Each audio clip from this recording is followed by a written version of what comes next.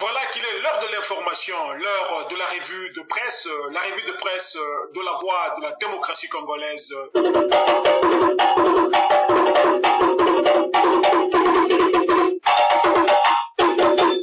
Mesdames, Mesdemoiselles et Messieurs, auditrices et auditeurs de la radio-télévision La Voix de la démocratie congolaise, bonjour.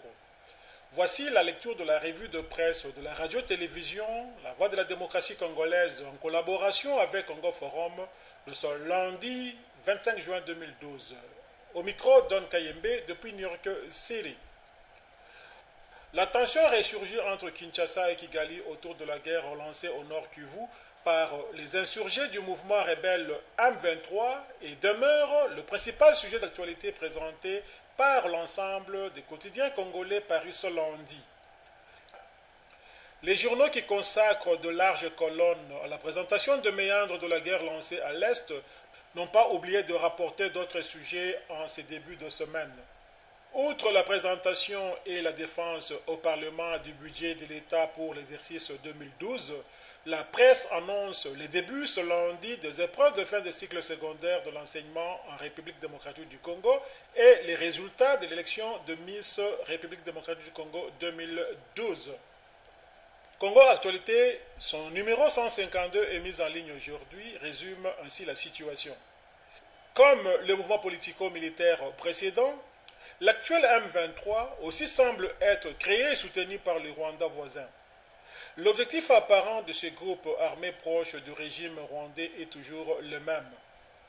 Les désarmements des forces démocratiques pour la libération du Rwanda, FDLR, présenté comme une organisation génocidaire, un groupe terroriste, force négative comme du reste les milices d'origine ougandaise, LRA ou ADF NALU ou les différents groupes armés Maï-Maï, et persistante menace pour la sécurité de la communauté Tutsi en République démocratique du Congo et du Rwanda même, bien qu'on ne soit pas depuis longtemps en possession d'aucune information d'attaque importante du FDLR contre le territoire rwandais. L'objectif caché mais réel est l'homogénie militaire, politique et économique sur les deux provinces du Kivu en vue du contrôle de très rentable commerce des ressources minérales de ces deux provinces, c'est-à-dire cassitérite, or, coltan et pétrole. Les opérations militaires contre les soi-disant forces négatives, c'est-à-dire le FDLR en particulier, ne sont que des prétextes pour cacher un plan très précis, celui de l'occupation du Kivu par le régime rwandais.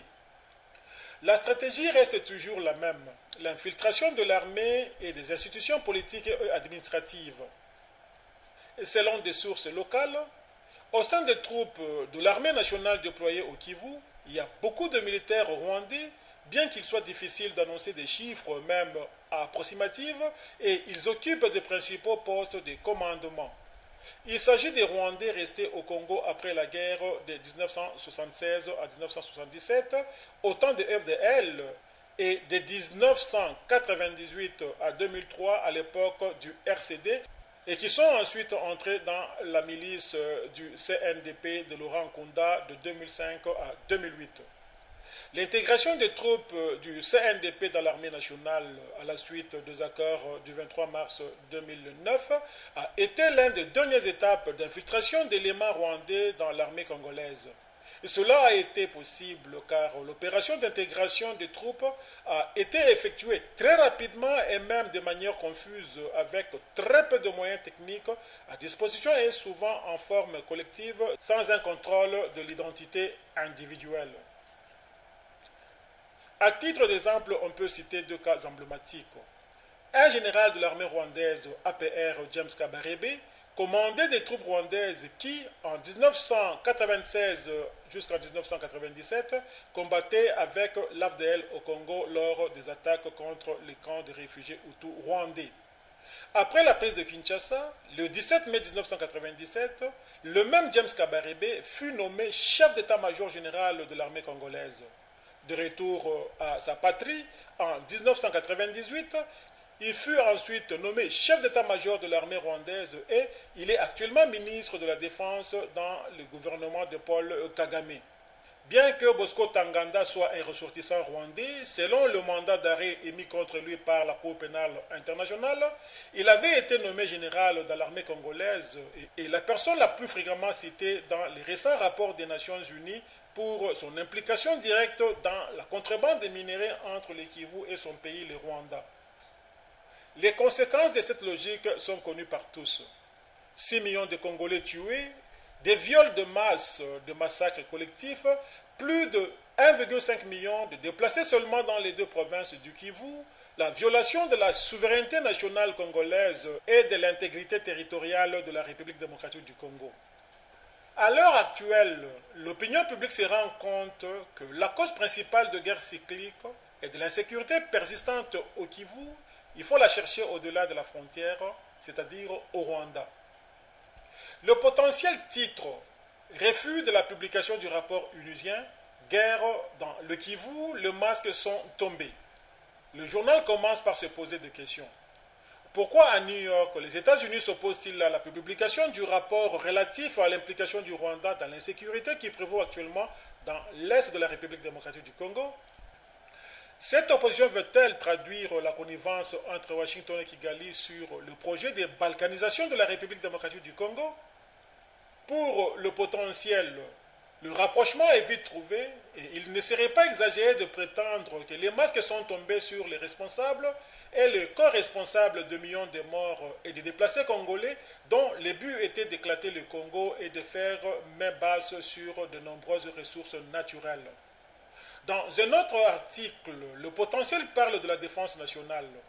Il titre « Le FARDC sollicite de moyens conséquents pour écraser Ntaganda et ses acolytes ». Le journal renseigne que les défis multiples en matière de défense, notamment la question des mutins conduits par Bosco Ntaganda et ses acolytes au Nord Kivu, ont amené le chef d'état-major général des forces armées de la République démocratique du Congo, FARDC en sigle, le lieutenant-général Didier Etumba Longila, à solliciter de moyens conséquents. Africa News n'est pas en reste et titre « Renseignement top secret ». Comment Kagame organise sa nouvelle agression contre nous? Comme le potentiel qui a illustré sa manchette par une caricature, Africa News a recouru à des photos présentant les vrais organisateurs de la manipulation. 4 têtes des responsables rwandais sont présentées en illustration de l'article, à savoir le président Paul Kagame, ainsi que 3 de ses principaux collaborateurs militaires, en l'occurrence James Kabarebe, le ministre rwandais de la Défense, le général Charles Kayonga, chef d'état-major de RDF, et le général Jacques Nzita, conseiller militaire du chef de l'État rwandais. Africa News ainsi résume la situation dans l'introduction de l'article que la RD Congo est victime d'une nouvelle agression dont les vrais commanditaires sont à Kigali. Les conclusions du rapport tripartite Kinshasa-Kigali-MONUSCO et celui des experts de l'ONU déployés à l'est de la République démocratique du Congo et à l'est du Rwanda laissent aucun doute. Le phare à la une enfonce aussi les clous pour dénoncer les dessous de la guerre relancée à l'est de la République démocratique du Congo et alerte l'opinion sur la menace qui pèse sur le Congo démocratique. Un rapport des Nations Unies sur la guerre au Nord Kivu, RDC péril en demeure.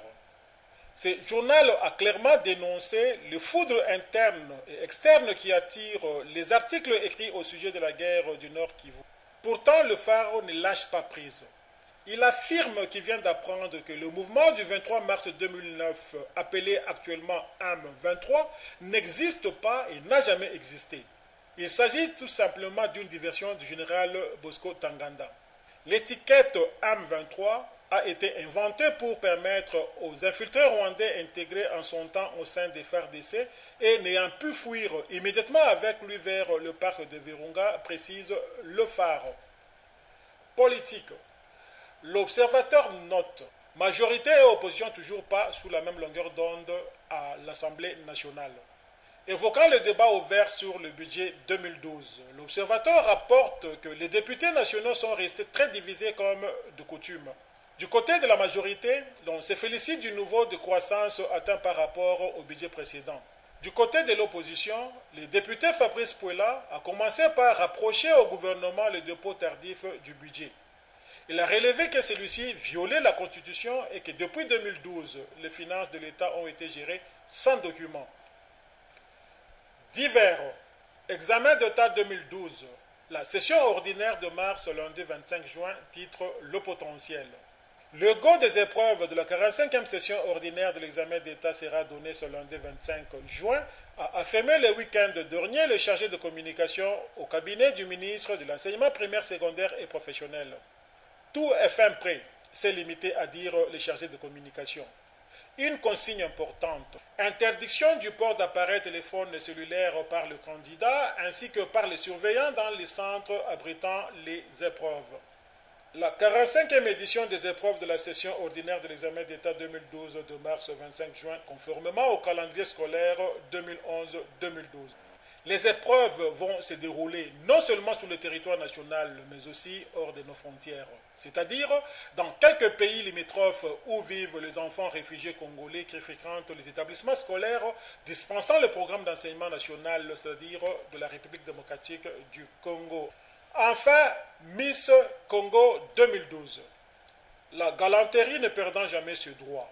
Annonçons d'abord que d'après Radio Okapi, Christelle Mbeni, originaire de la province de Bandundu, a été élue Miss Congo 2012 au cours de la cérémonie clôturant ce concours samedi 23 juin 2012 au Grand Hôtel de Kinshasa. Mado Bafana a été élue première dauphine. Et le titre de la deuxième dauphine a été remporté par Katia Lubolo. Auditrices et auditeurs de la radio-télévision La Voix de la démocratie congolaise, La Voix du peuple et d'expression libre, c'était la lecture de la revue de presse congolaise présentée par votre ami de tout le temps, John Kayembe, depuis New York City, la capitale économique du monde, The Big Apple. Adopo.